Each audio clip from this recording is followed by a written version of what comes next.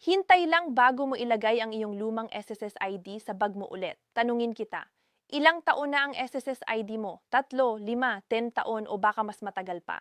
Dahil kung hawak mo pa rin ang lumang SSS ID, yung manipis, puting card na may lumang litrato mo, may isang bagay na kailangan mong malaman ngayon.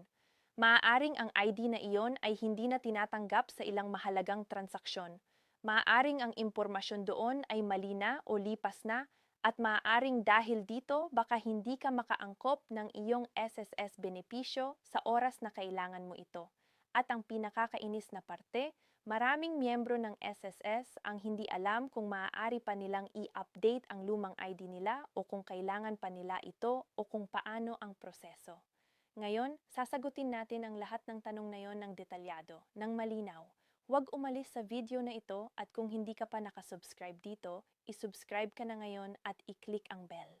Ang channel na ito ay para sa mga taong katulad mo, mga miyembro ng SS na gusto nilang laging tama, laging updated at hindi kailanman mahuli pagdating sa kanilang karapatan at benepisyo. Isang i-click lang at lagi kang magiging una sa mga importanteng balita. Pakiusap, panoorin mo ito hanggang sa katapusan dahil ang impormasyong ito ay hindi basta-basta. May mga tao na nalugi, hindi nakatanggap ng benepisyo, hindi natanggap sa trabaho o na-reject ng transaction dahil lang sa isang bagay na akala nila ay maliit, ang lumang SSS ID. At kung hindi mo malalaman ang tamang impormasyon ngayon, baka ikaw ang susunod na mabibigo sa isang mahalagang sandali. Kung mayroon kang kaibigan, kamag-anak o katrabaho na matagal nang hindi nag-a-update ng kanilang SSS ID, i-share mo na ito sa kanila ngayon. Baka kailangan nila ito bago pa man huli ang lahat para sa mga bagong manonood. Maligayang pagdating. Ang channel na ito ay nakatuon sa pagbibigay ng totoong verified at madaling maintindihang impormasyon tungkol sa SSS, PhilHealth, pag-ibig at iba pang ahensya ng gobyerno na nakakaapekto sa buhay ng mga ordinaryong Pilipino.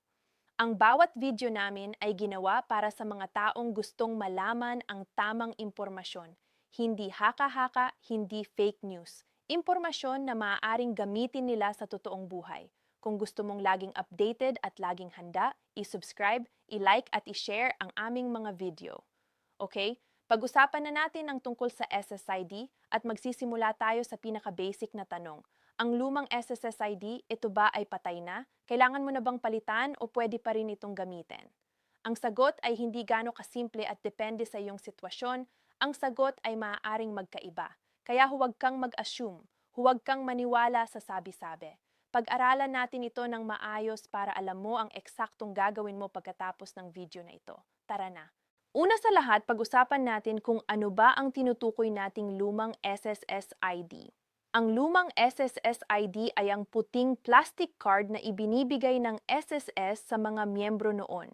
Bago pa man na ipakilala ang UMID card, ito ay may nakalagay na pangalan ng miyembro, ang SSS number at isang maliit na litrato.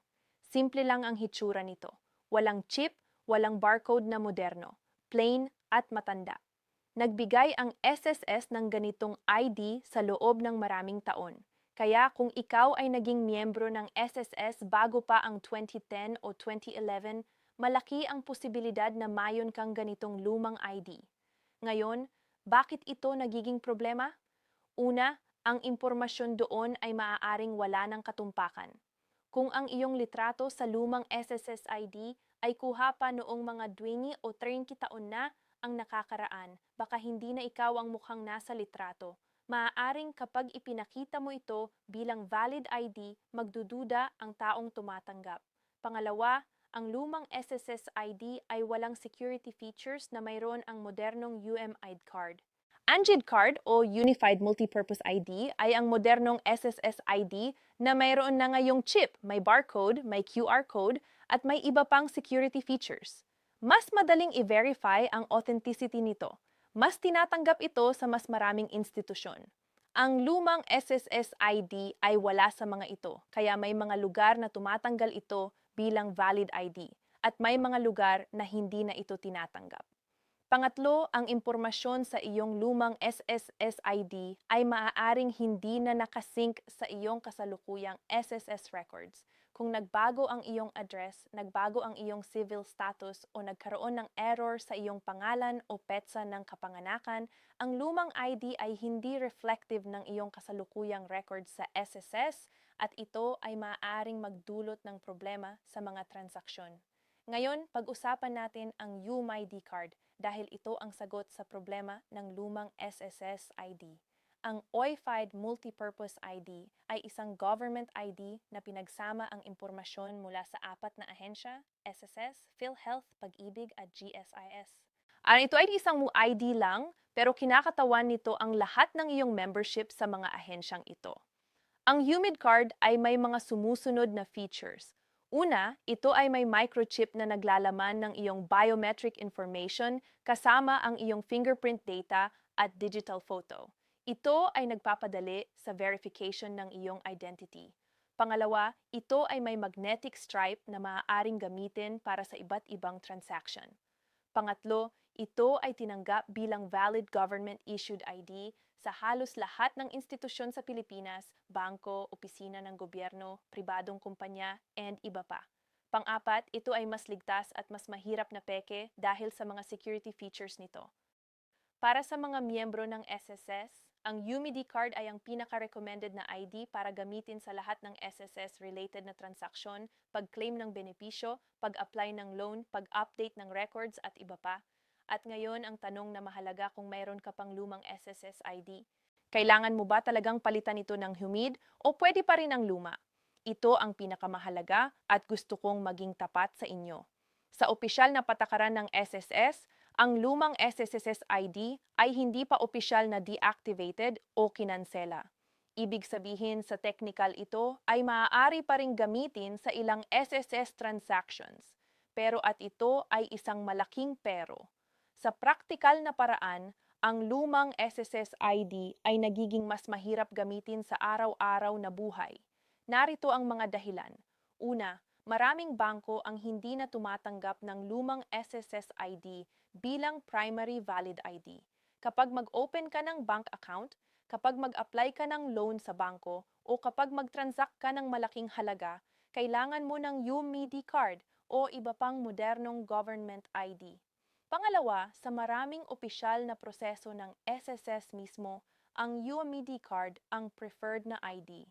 Kapag nag-claim ka ng benepisyo, kapag mag-apply ka ng loan, o kapag mag-update ka ng records, mas maayos ang proseso kung may UMID ka. Pangatlo, sa mga employer, lalo na sa mga malaking kumpanya, ang UMID card ay mas tinatanggap bilang valid government ID kaysa sa lumang SSS ID. At pang-apat, kung may error o pagbabago sa iyong personal na impormasyon na kailangan mong i-update, ang proseso ng pag-update ay konektado na ngayon sa UMID card application. Kaya kung kailangan mong mag-update ng impormasyon, kailangan mo ring mag-apply ng UID card. Kaya ang sagot sa tanong, pwede pa bang gamitin ang lumang SSS ID? Ay ito teknikal na pwede pa sa ilang sitwasyon, pero sa praktikal, mas mabuti at mas maayos ang buhay mo kung mag-a-upgrade ka na sa UMID card. Ngayon, pag-usapan natin kung sino ang pinaka-apektado ng isyung ito. Grupo numero 1 ang mga matatandang miyembro ng SSCS na nagmiyembro bago pa ang 2010. Ito ang mga taong malamang ay mayroon pa ding lumang SSS ID at maaaring hindi pa nila ito pinalitan. Sa kanila ang lumang ID ay maaaring nagdudulot na ng problema sa mga transaksyon. Grupo numero 2, ang mga OFW or Overseas Filipino Workers. Para sa mga OFWs, ang valid ID ay napakahalaga sa maraming transaksyon mula sa pagpapadala ng pera sa mga legal na proseso hanggang sa aplikasyon ng trabaho sa ibang bansa. Kung ang tanging mayroon silang SSS-related na ID ay ang lumang SSS ID. Ito ay maaaring hindi sapat sa maraming international na transaksyon. Grupo numero 3 ang mga miyembro na may error o pagbabago sa kanilang personal na impormasyon. Kung ang iyong pangalan ay mali sa iyong SSS records, halimbawa may kulang na letrang apili o maling spelling ng pangalan, ang lumang ID ay nagpapakita ng maling impormasyon. At ito ay maaaring magdulot ng problema sa mga transaksyon na nangangailangan ng eksaktong match ng impormasyon. Grupo numero, ang miyembro na malapit ng mag-retire o mag-claim ng benepisyo para sa mga taong malapit ng humiling ng kanilang retirement benefit, disability benefit o iba pang SSS benefit. Ang pagkakaroon ng updated na UMID card ay makakapag-smooth ng proseso. Kung wala ito, maaaring mas mahaba at mas mahirap ang proseso ng pag-claim. Ngayon, gusto kong ibahagi ang ilang real-life scenarios na maaaring mangyari o baka nangyari na sa isang taong kilala mo dahil sa lumang SSSID. Senaryo numero 1, ang hindi na-claim na benepisyo. Isang miyembro ng SSS ang nag-apply ng sickness benefit. Pumunta siya sa SSS branch. Pero ang pangalan sa kanyang lumang SSS ID ay hindi eksaktong nag-match sa pangalan sa kanyang mga medical records dahil may maliit na difference sa spelling. Resulta, ang kanyang claim ay na-hold. Kailangan pang mag-submit ng additional na documents para ma-verify ang kanyang identity.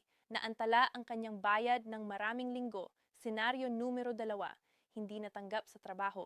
Isang aplikante para sa trabaho ang iniharap ang kanyang lumang SSS ID bilang valid government ID. Ang HR department ay hindi ito natanggap dahil ang patakaran ng kumpanya ay kailangan ng modernong government ID na may security features. Dahil wala siyang ibang ID na abala ang kanyang onboarding process. Senaryo numero 3, hindi makapag-open ng bangko account. Isang miyembro ang gustong mag-open ng bank account para direktang mato-transfer ang kaniyang SSS benefits. Pero ang bangko ay hindi natanggap ang lumang SSS ID at hiningi nila ang HUMID card o ibang modernong government ID. Dahil wala siya, kailangan pa niyang bumalik pagkatapos mag-apply ng UMID. Senaryo numero 4, hindi maproseso ang loan.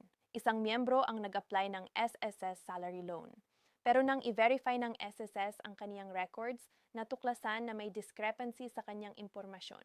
Ing address sa kanyang lumang ID ay ibang-iba na sa kasalukuyan.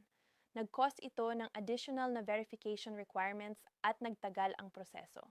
Lahat ng senaryo na ito maaaring mangyari sa o baka nangyari na. At ang lahat ng ito ay maiiwasan kung updated ang iyong SSS ID ano records. Ngayon, narito ang pinakaseryosong parte ng video na ito. Hindi lang ang lumang ID ang problema. Ang mas malaking panganib ay kung ang impormasyon sa iyong SSS records ay mali o hindi updated. Bakit ito mas malaking problema kaysa sa lumang ID? Una, ang iyong SSS records ay ang basehan ng iyong mga benepisyo. Kung mali ang impormasyon doon, maaaring mali ang computation ng iyong pensyon, ng iyong sickness benefit, o ng iyong maternity benefit. Pangalawa, kung mali ang pangalan o petsa ng kapanganakan sa iyong SSS records, maaaring magkaroon ng problema sa verification ng iyong identity kapag mag-claim ka ng benepisyo. At ito ay maaaring magdulot ng delay o kahit rejection ng iyong claim. Pangatlo, kung hindi updated ang iyong beneficiary information, halimbawa, kung namatay na ang iyong nakalista na benepisyaro o kung nagpalit ka ng asawa o kung nagkaroon ka ng bagong anak, ang iyong death benefit ay maaaring mapunta sa maling tao o hindi maibigay sa tamang benepisyaro. Isipin mo yon, nagtatrabaho ka ng maraming taon, nagbabayad ng SSS contributions.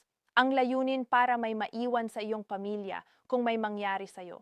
Pero kung mali ang iyong beneficiary information, baka hindi maabutan ng pera ang dapat tumanggap. Iyon ay isang bagay na hindi dapat mangyari. Kaya ang pag-update ng iyong SSS ID ay hindi lang tungkol sa ID. Ito ay tungkol sa pag-ensure na ang lahat ng iyong impormasyon sa SSS ay tama, updated at handa para sa araw na kailangan mo ito. Ngayon, pag-usapan natin ang practical na bahagi. Paano mo ina-update ang iyong lumang SSS ID? Paano ka mag-a-apply ng UMID card? Una, malaman natin kung sino ang pwedeng mag-apply ng UMID card. Ang lahat ng aktibong miyembro ng SSS ay pwedeng mag-apply ng UMID card. Basta meron kang at least isang posted na contribution sa SSS. Hindi kailangan na employed ka ngayon. Kahit self-employed ka, voluntary member or OFW ka, pwede kang mag-apply ng UMID card. Pangalawa, alamin natin ang mga requirements. Para mag-apply ng UMID card sa SSS, kailangan mo ang mga sumusunod. Requirement numero 1, ang UMID card application form o E6 form. Maaari mong i-download ito sa opisyal na website ng SSS sa ss.gov.ph o kumuha ng kopya sa pinakamalapit na SSS branch. Requirement numero 2. dalawang valid na primary IDs o isang primary ID at dalawang secondary IDs kasama sa mga primary ID, passport, driver's license, PRC ID, at iba pa.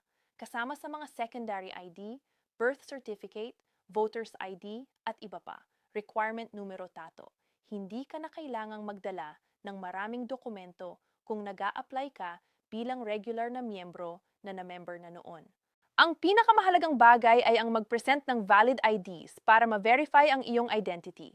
Pangatlo, alamin ang proseso ng application. Hakbang numero 1, kumpletuhin ang iyong UMID card application form.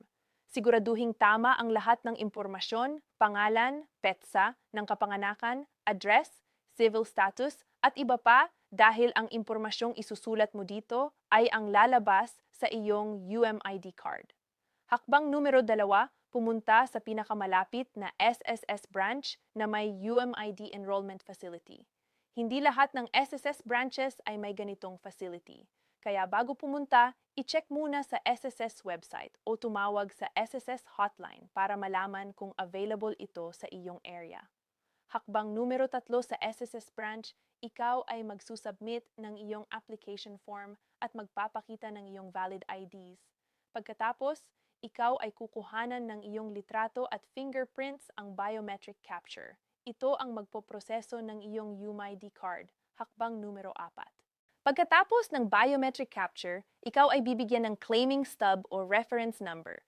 Ito ang gagamitin mo para matrack ang status ng iyong UMID card application at para kunin ito pagkatapos ng processing period. Hakbang numero 5. Ang processing time ng UMID card ay karaniwang 3 hanggang 4 na buwan. Matagal ito pero ito ang karaniwang timeline. Maaring mag-iba depende sa volume ng application sa iyong area. Hakbang numero 6. Kapag handa na ang iyong UMID card, ikaw ay maabisuhan ng SSS. Maaari ka ring aktibong mag-follow up sa pamamagitan ng MySS online portal or sa SSS hotline. Ngayon, pag-usapan din natin ang pag-update ng impormasyon sa iyong SSS records, hindi lang ang ID. Dahil parang sinabi ko kanina, ang mas malaking problema ay kung mali ang impormasyon sa iyong records. At ang pag-update ng UD card ay magandang pagkakataon din para i-update ang iyong records. Ano ang maaaring i-update sa iyong SSS records? Una, personal information, pangalan, petsa ng kapanganakan, address, civil status. Pangalawa, beneficiary information, kung sino ang makatatanggap ng iyong benepisyo kung ikaw ay mamatay. Pangatlo, contact information, cellphone number, email address. Pang-apat, employment information para sa mga self-employed at voluntary members. Paano mo ito i-update para sa personal information at beneficiary information? Kailangan mong pumunta sa SSS branch at mag-submit ng Member Data Change Request Form o E4 form. Kasama rin ang supporting documents na nagpapatunay ng bagong impormasyon. Halimbawa, birth certificate para sa pagwawasto ng petsa ng kapanganakan o marriage certificate kung nagbago ang civil status. Para sa contact information, maaari mo itong i-update online sa pamamagitan ng iyong MySS account. Mas madali at mas mabilis ito. At ang pinakaimportanteng paalala, i-update ang iyong beneficiary information. Tiyaking ang mga taong nakalista bilang iyong benepisyaro ay ang tamang tao at ang impormasyon nila ay tama at updated. Ngayon, para sa mga hindi makakaalis ng bahay o may limitadong oras para pumunta sa SSS branch, mayroon bang online na paraan para i-update ang iyong SSS ID o records? Ang sagot ay bahagya para sa UMID card application. Sa kasalukuyan, kailangan pa rin ng personal na pagpunta sa SSS branch para sa biometric capture. Hindi ito maaaring gawin ng buo online dahil kailangan ng iyong litrato at fingerprints na kukunin ng SSS mismo. Pero mayroon na ngayong sistema ng online appointment para sa UMID enrollment sa ilang SSS branches. Ibig sabihin, hindi mo kailangang pumila ng matagal. Maaari kang mag-book ng appointment online, pumunta sa tamang oras at mas mabilis ang proseso. Para mag-book ng SS appointment online, pumunta sa SSS.gov.ph at hanapin ang appointment booking system. Maaari kang pumili ng branch, petsa at oras na convenient para sa iyo. Para sa pag-update ng personal information at beneficiary information, kailangan pa rin ng personal na pagpunta sa SSS branch at pag-submit ng dokumentong E4 form at supporting documents. Para sa pag-update ng contact information, maaari ito gawin online sa my.ss.sssssns. Kaya ang pinaka-practical na approach, una, mag-register sa MySS kung hindi ka pa registered. Doon maaari mong i-review ang iyong kasalukuyang records at makita kung may mali o kulang. Pangalawa, kung meron kang dapat i-update, gumawa ng listahan ng lahat ng changes. Pangatlo, mag-book ng SSS appointment online para hindi mo kailangang matagal na maghintay. Pang-apat, pumunta sa SSS branch sa iyong nakatakdang appointment at i-process ang lahat ng changes sabay-sabay kasama ang iyong UMAD card application. Sa ganitong paraan, isang pagpunta lang, maraming transaksyon ang maaaring matapos. Ngayon, gusto kong bigyan kayo ng isang pangmatagalang pananaw. Ang SSS ay patuloy na nagdi-digitize at nag-modernize ng kanilang sistema. At habang lumalago ang digitization, ang lumang SSS ID ay magiging mas at mas hindi relevant at hindi tinatanggap. Sa hinaharap, posible na ang lahat ng SSS transactions ay nangangailangan na ng UMID card or ng digital verification. At kung wala ka pa noon, mahihirapan ka. Dagdag pa rito, ang PHILAS o Philippine Identification System, ang national ID ng bansa ay patuloy din na nag-enroll out.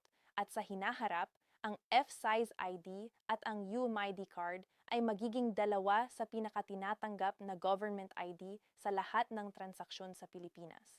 Ibig sabihin, kung hindi ka mag-a-upgrade ng iyong ID ngayon sa hinaharap, mas lalong mahirap ang iyong sitwasyon at hindi lang ito tungkol sa convenience.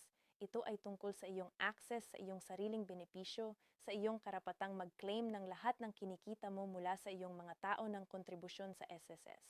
Huwag hayaang mawala sa iyo ang iyong sariling benepisyo dahil sa isang bagay na maaaring ayusin ngayon. Okay? Nadinig na natin ang lahat. Ngayon, ibigay ko sa inyo ang inyong kumpleto na action plan. Ito ang dapat mong gawin ngayon sa linggong ito. Hakbang numero 1, hanapin ang iyong lumang SSS ID. Hanapin ito at tingnan. Gaano kaluma na ang litrato? Tama ba ang lahat ng impormasyon? May expired date ba ito? Wala? Ginagamit mo pa ba ito sa mga transaksyon? Hakbang numero 2, i-check ang iyong SSS record sa MySS. Kung naka-register ka na sa MySS, mag-login at i-review ang iyong personal information, ang iyong contribution history, at ang iyong beneficiary information. Kung may mali o kulang, tandaan mo ito para ma-address sa iyong susunod na SSS visit. Kung hindi ka pa naka-register sa MySS, pumunta sa sssgov.ph at mag-register. Libre ito at kailangan lang ng iyong SSS number at ng isang valid email address. Hakbang numero 3. Alamin kung mayon kang UMID card na. Kung nakatanggap ka na ng UMED card sa nakaraan, i-check kung active pa ito at kung tama ang impormasyon doon. Kung may UMED ka na, baka kailangan mo lang na i-update ang impormasyon sa iyong records. Kung wala ka pang UMD card, simulan na ang proseso ng pag-apply. Hakbang numero 4, mag-book ng SSS appointment para sa UMID enrollment. Pumunta sa SSGPH at hanapin ang appointment booking system. Piliin ang pinakamalapit na SSS branch na may UMID enrollment facility. Mag-book ng convenient na petsa at oras. Hakbang numero 5, ihanda ang iyong mga documents bago pumunta. Kumpletuhin ang iyong E6 form, ang UMIDE application form, ihanda ang iyong valid IDs. Kung mayroon kang impormasyon na dapat i-update, ihanda rin ang E4 form at ang supporting documents na kailangan. Hakbang numero 6, pumunta sa SSS branch sa araw ng iyong appointment. I-process ang lahat ng dapat mong i-process. Humid application at information updates sabay-sabay para isang pagpunta lang ang kailangan mo. Hakbang numero 7, bantayan ang status ng iyong humid card application. Pagkatapos mag-apply, regular na i-check ang status ng iyong application sa MySS or sa SSS hotline at kapag handa na ito, kunin mo agad. Bago tayo dumarating sa katapusan, gusto kong sabihin ang isang bagay. Ang bawat Pilipinong nagbabayad ng SSS contributions, kahit gaano kaliit ang halaga, ay nagtatayo ng isang bagay para sa kanilang sarili at sa kanilang pamilya. Itinatago nila ang isang bahagi ng kanilang kinita para sa hinaharap, para sa oras ng sakit, para sa katandaan, para sa pamilya na maaaring maiiwan. Iyon ay isang kahangahangang bagay. Pero ang problema ay ang maraming miyembro ay nagtatrabaho ng husto, nagbabayad ng kontribusyon, at pagdating ng oras na kailangan nila ng benepisyo, ang proseso ay nagiging mahirap dahil sa mga bagay na maaari naman sana nilang inayos. Isang lumang ID, isang mali sa spelling ng pangalan, isang hindi updated na beneficiary, maliliit na bagay sa tingin pero malaking hadlang sa praktikal. Kaya ang mensahe ko sa inyo ngayon ay ito: alagaan mo ang iyong SSS membership. Hindi lang ang pagbabayad ng contributions kundi ang tiyaking tama ang lahat ng iyong records, tiyaking updated ang iyong ID, tiyaking handa ka para sa araw na kailangan mo ang iyong benepisyo. Dahil ang iyong SSS ay para sa iyo. Dapat mo itong makuha ng buo at dapat mo itong makuha ng walang abala. Ngayon, isang huling kahilingan bago tayo magtapos. Isipin mo ang isang tao sa iyong buhay. Isang lolo, lola, magulang, tito, tita o kaibigan na matagal ng miyembro ng SSS at baka mayon pa ring lumang SSS ID o baka hindi pa nila alam ang tungkol sa humid card at sa mga benepisyo ng pag-update. Ang impormasyon na narinig mo ngayon ay maaaring magbago ng kanilang karanasan sa SSS. Maaaring maiwasan nito ang isang malaking abala sa kanilang kinabukasan. Maaaring maprotektahan nito ang kanilang mga benepisyo, pero malalaman lang nila ito kung ipinabahagi mo sa kanila. I-share mo ang video na ito sa Facebook, sa Viber group ng pamilya, sa WhatsApp. Ipadala bilang mensahe sa isang tao na alam mong kailangan nito.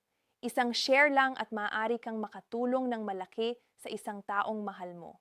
Gawin mo iyon ngayon, habang sariwa pa sa iyong isipan ang lahat ng narinig mo. At para sa lahat ng nanonood, ito ang gusto kong sabihin sa inyo sa katapusan. Ang buhay ng isang miyembro ng SSS at ng kanyang pamilya ay puno ng mga importanteng desisyon na may malaking epekto sa kinabukasan. Ang mga batas ay nagbabago. Ang mga patakaran ay nagbabago. Ang mga programa ay nagbabago. At sa bawat pagbabago, kailangan ng tamang impormasyon para hindi ka mahuli. Iyon ang ibinibigay ng channel na ito. Tuwing linggo, nagbibigay kami ng mga update na mahalaga para sa iyong SSS membership, sa iyong mga benepisyo at sa iyong karapatan bilang miyembro.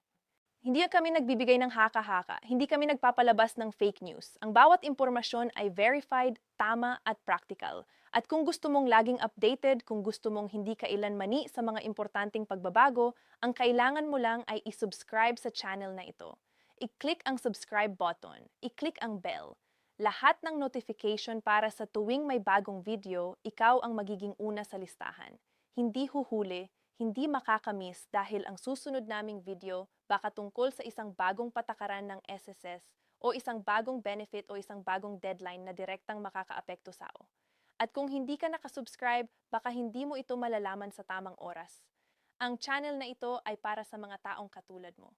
Mga taong sineseryoso ang kanilang SSS membership, ang kanilang mga benepisyo at ang kinabukasan ng kanilang pamilya. Mga taong gustong laging handa. Mga taong ayaw mapag-iwanan.